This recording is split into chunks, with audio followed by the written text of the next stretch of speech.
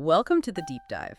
Today, we're going to put aside all the usual sports talk cliches and really get into the high-stakes laboratory of professional football. Yeah, we're not here to just predict winners and losers. No, not at all. We're here to analyze the operational blueprint, the very mechanics of elite performance. That's right. And our core source material today, it comes from some really deep expert commentary, specifically insights from a legendary quarterback analyzing these high-level playoff matchups. So our mission for you listening is to move beyond just game summaries.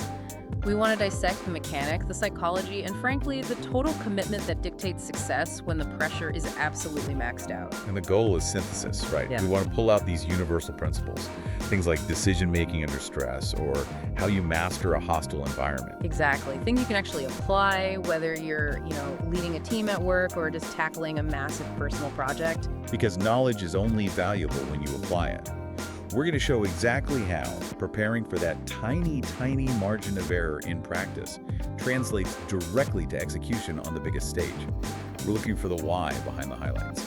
Okay, so let's jump right into segment 1, the core fundamentals of decision-making under stress. When you see a quarterback throw a really bad interception in a big game, what's the root cause? Is it just panic? Well, what's so fascinating is that these critical errors, they always seem to pop up when the stakes are highest, Yeah. Late in the season, the playoffs. And that's because the margin for error just vanishes. It becomes vanishingly small, exactly. Against a good team, any little lapse gets punished, and it gets punished instantly. And the analysis we're drawing from suggests the solution isn't some complex mental trick. It's a focus on the absolute basics, accurate throws and good decisions. They held up Aaron Rodgers as a prime example of that mechanical consistency. Precisely. The breakdown isn't usually one single catastrophic moment. It's more of a compound issue. So it's a few things stacking up. Yeah. You might have mechanics that are just slightly off. Maybe the elbow drops a little or the footwork gets sloppy. And then you add in other factors. You add in other factors, like wet or windy conditions. Or you're facing a defense with really sophisticated rush schemes. All of a sudden, the quarterback gets a little uncertain, the throw's a half second late, and boom, interception. So that brings up the huge question of preparation. I mean, if fundamentals are the shield, how do you even practice for that kind of chaos? Well, the coaches have to create what the source called a training crucible. A training crucible, I like that. Yeah. Players need to be stressed constantly in practice. You have to learn to manage that emotion and stress before you hit the field. If practice is calm and easy, the game is just going to overwhelm you. Because overcoming turnovers in the NFL is it's almost impossible. It is very hard, as they put it. We saw that weird anomaly with the 49ers beating the Eagles even after losing the turnover battle, but that was so rare. Yeah, because the Eagles just played terribly. But what does that really mean? It means they completely failed to capitalize. I mean, a turnover gives you amazing field position, gives you all the momentum. If you then immediately go 3 and out or take a bad penalty, you've just handed that advantage right back. You can't rely on your opponent messing up. Okay, let's shift that analysis to a really specific challenge, that hyper-aggressive Seattle defense. The 49ers are facing a team that basically lives in that low margin of error world. What makes them so suffocating? What's fascinating about this defense is their entire philosophy.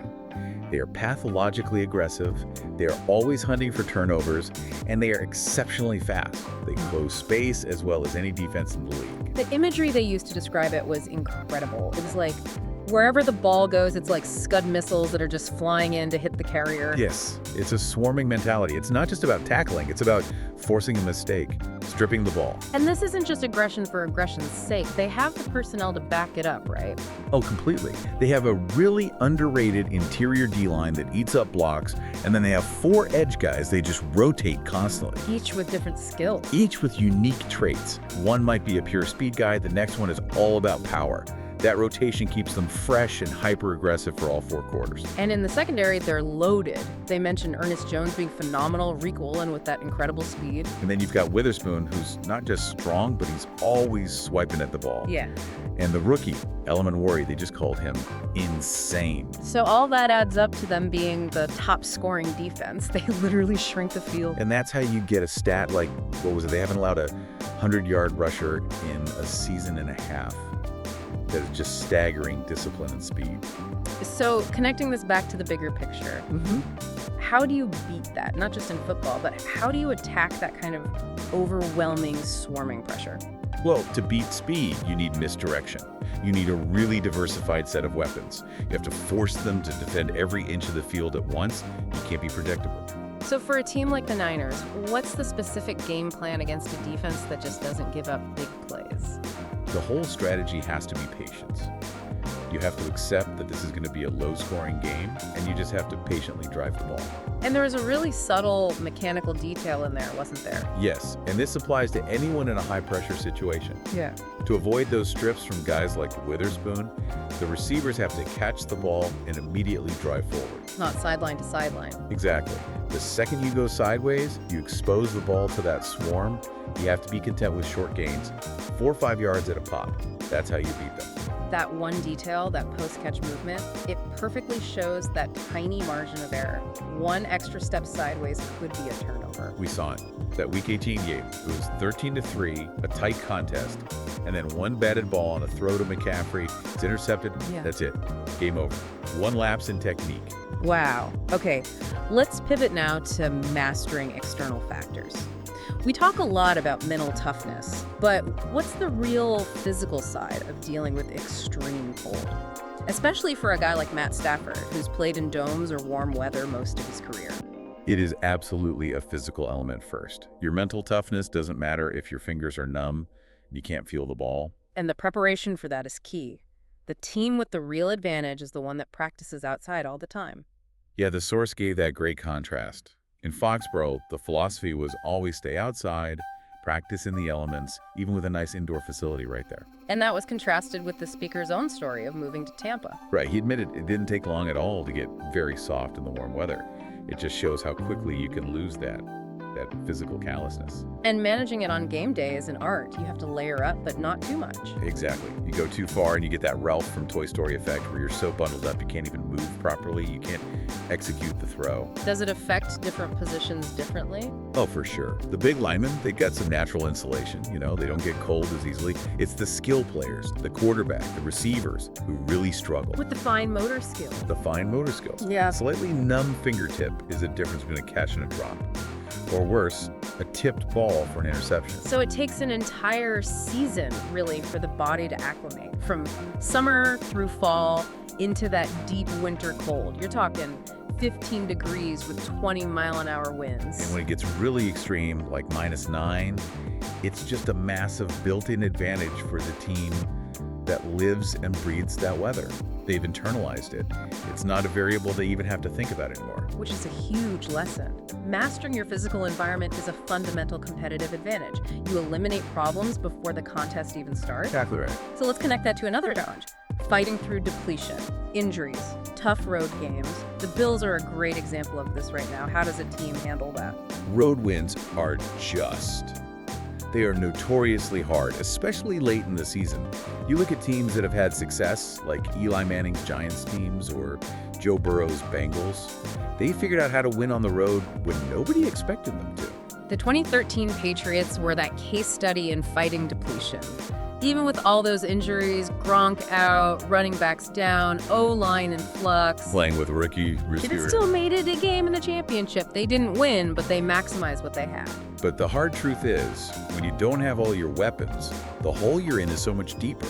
If you fall behind by 2 scores on the road without your key guys, it is really hard to dig yourself out of a hole. Your margin for error just disappears. It becomes 0. You don't have the specialized talent you need to make up that ground quickly. So, when you're depleted and on the road, the only path is to seize momentum right away. What does that actually look like? It means the visiting team has to score immediately. Get points on that first drive. Why is that so critical? Because that's success. It injects a lot of life into your own sideline. It validates all your preparation. And at the same time, it just completely deflates the crowd. You neutralize their biggest weapon, which is the noise. And for the Bills, with their rough schedule and being down 3 receivers, their strength is clear. It has to be their run game. They have an incredible run-blocking O-line, but they're going up against a really tough Broncos defense. Described as being similar to Seattle's. Very similar. A unique structure, very well coached, All about the little details. So for Buffalo, it's about leaning on your strength, the run game to control the clock and limit mistakes. Okay, let's apply all this pressure talk to the ultimate test case, the rookie experience. You've got rookie QB Drake Maye facing that Texans defense. How does that all interact? Well, the core difference is that a rookie just doesn't have the answers to all the test questions yet. A 10-year vet sees a defense and instantly knows what's coming. A rookie is still processing in real time. And that Houston defense is, to use the word from the source, ridiculous.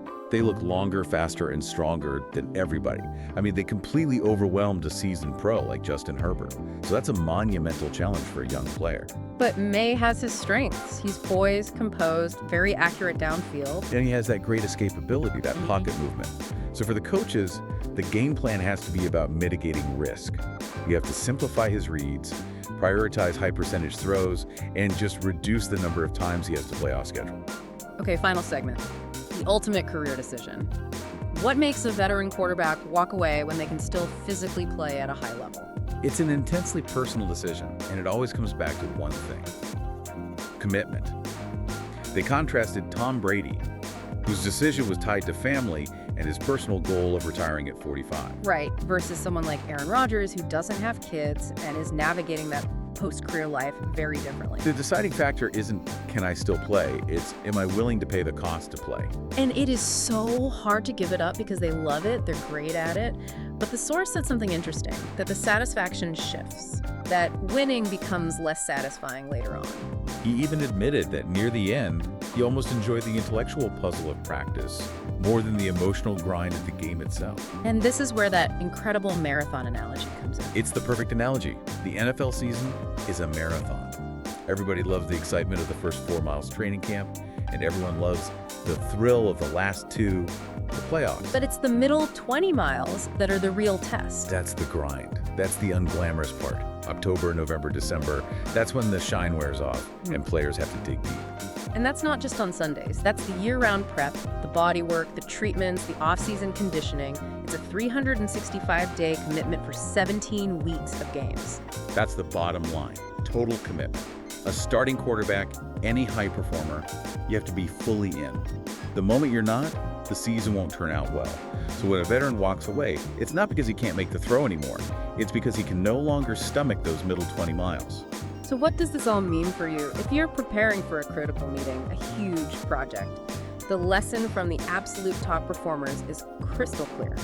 Excellence is found in relentlessly reducing your margin of error. And you do that by refining your technique under stress, by mastering your environment, and by making sure you are 100% committed to the grinding middle of the marathon, not just the fun parts. It's fascinating, isn't it? How the greatest successes hinge on mastering the smallest details. From a quarterback's elbow angle to layering your clothes in the freezing cold. It all comes back to that total uncompromising and highly detailed commitment.